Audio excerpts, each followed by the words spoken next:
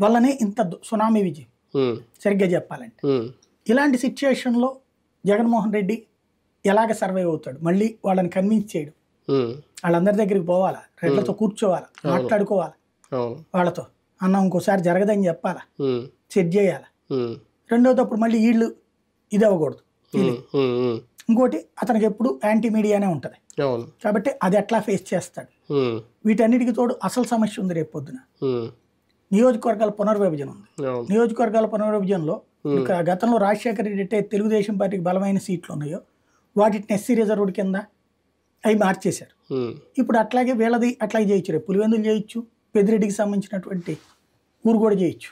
ఉమ్, అంటే వీళ్ళ చేతిలో ఉంటుంది కాబట్టి ఏదైనా చేయొచ్చు. ఇప్పుడు వీళ్ళ చేతిలో ఉంటుంది. ఉమ్, దానికి తోడు ఇప్పుడు పులివెందులే ఉంది, వైసీపీకి సపోర్టింగ్గా ఉండే బెల్ట్ అంతా ఒక చోట ఉంది. ఉమ్, ఇప్పుడు అది డివైడ్ చేసేయచ్చు. అక్కడ తెలుగుదేశం సపోర్టింగ్ వరకు ఓ నియోజకవర్గం పెట్టి అది పులివెందులు అనొచ్చు. ఉమ్, అప్పుడు పులివెందులో దెబ్బతినేస్తారు, అప్పుడు ఈయన ఇంకో సీట్ ఎత్తుకోవాలి.